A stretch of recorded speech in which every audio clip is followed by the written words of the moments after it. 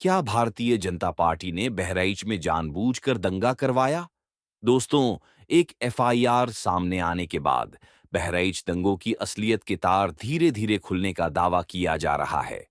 कई सवाल भी खड़े हो रहे हैं, क्योंकि भारतीय जनता पार्टी के एक नेता ने अपनी ही पार्टी के नेताओं पर दंगा कराने का आरोप लगाया है।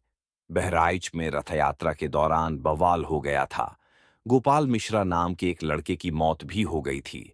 दो समुदाय के बीच में हिंसा हुई। दोनों एक दूसरे पर आरोप लगाने लगे, लेकिन इन सब के बीच एक खुलासे ने सभी को चौंका कर रख दिया है।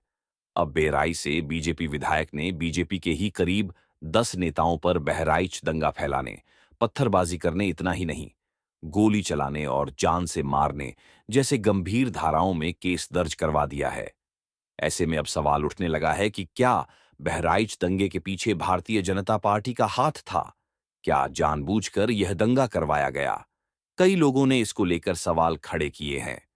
दोस्तों, बहरा के महसी विधानसभा क्षेत्र से भाजपा विधायक सुरेश्वर सिंह ने बीजेपी नगराध्यक्ष शिक्षक समेत 7 नामजद और अज्ञात लोगों पर केस दर्ज करवाया है, जिसमें लिखा है कि 13 अक्टूबर की रात महाराजगंज गोलीकांड के बाद मृतक राम गोपाल के शव को अस्पताल के चौराहे पर रखकर प्रदर्शन किया जा रहा था।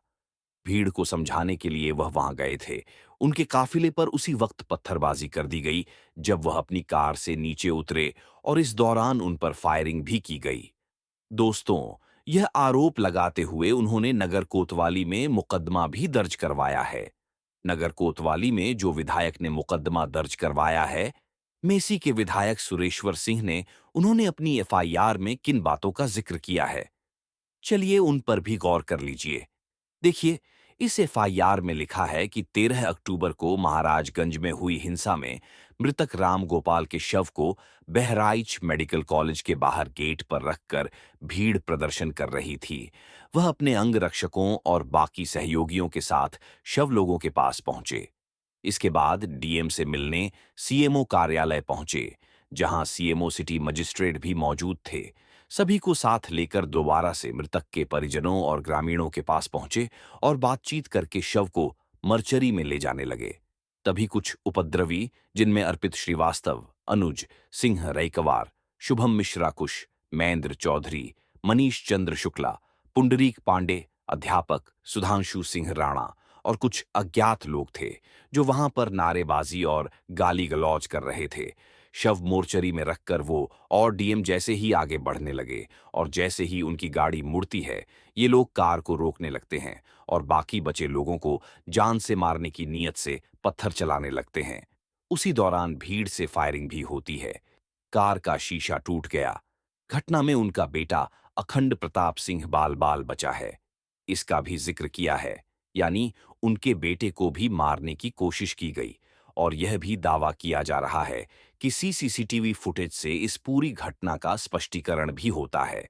यानी यह सब कुछ जो हो रहा था, उसकी सीसीटीवी फुटेज भी अब सामने आ चुकी है। दोस्तों, बीजेपी जिला अध्यक्ष ने अर्पित के बीजेपी नगर अध्यक्ष होने की पुष्टि की है।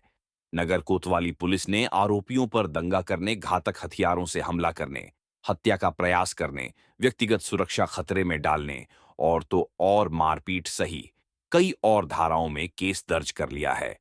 अब दोस्तों, यह खबर सामने आने के बाद एक-एक करके बहरा गंगे की परतें खुलती जा रही है।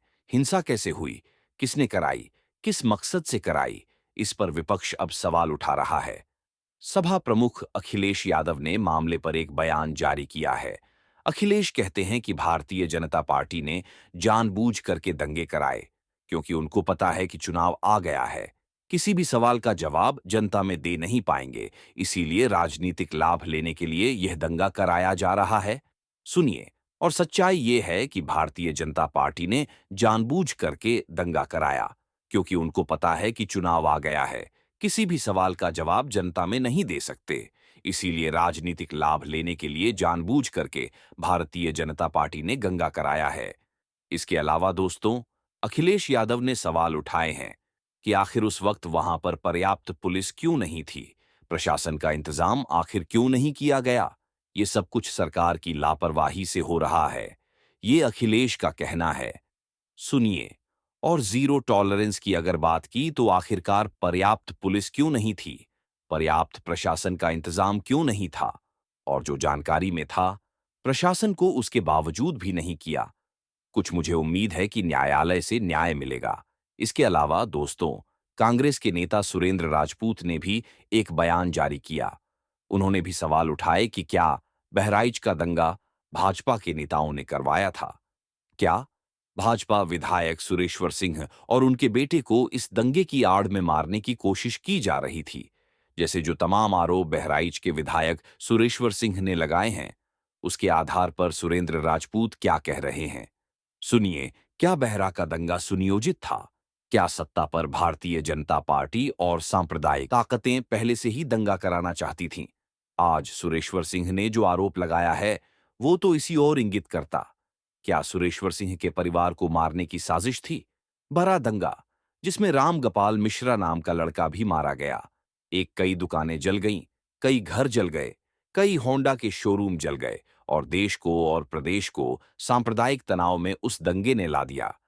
इसके अलावा उन्होंने यह सवाल भी पूछा है कि क्या भारतीय जनता पार्टी अपने ही नेताओं को मारने की साजिश रच रही है, और क्या इस पर भाजपा के सीनियर नेता कोई बयान देंगे? आखिर सच क्या है?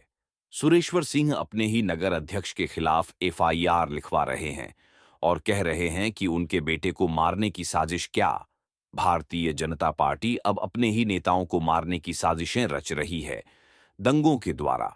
इसके अलावा कांग्रेस के नेता श्रीनिवास बीवी ने एक ट्वीट किया है। लिखा है, सवाल बहराइच में दंगे किसने करवाए? जवाब, बीजेपी ने।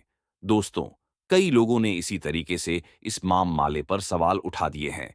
अब भारतीय जनता पार्टी के नेताओं के अपनी ही पार्टी के नेताओं के खिलाफ ऐसी एफआईआर देखने के बाद भारतीय जनता पार्टी के सीनियर नेता फिलहाल चुप्पी साध कर बैठे हुए हैं। लेकिन देखना होगा कि क्या इस पर सीनियर नेताओं की तरफ से कोई भी किसी भी तरीके का स्पष्टीकरण आता है या फिर नहीं। फिलहाल इस खबर में इतना ही। ये खबर आप उल्टा चश्मा यूसी पर देख रहे हैं। नमस्कार। क्या पुलिस प्रशासन आपकी नहीं सुन रहा? गुंडे माफियाओं से भी है परेशान? अगर समस्या है तो बताइए, सिस्टम की प्रतारक रोग मत बनाइए। जनता का मुकदमा विद प्रज्ञा मिश्रा। अपनी समस्या हमें ईमेल करें, या संगीत की भलाई का जज्बा असीमित है। अगर आप हमें सपोर्ट करना चाहते हैं तो हमारा आर्थिक सपोर्ट करें और स्क्रीनशॉट जरूर भेजें, जिससे हम आपका आभार व्यक्त कर सके और असल में उस आम जनता का मुकदमा लड़ सके जिसकी कोई नहीं सुनता।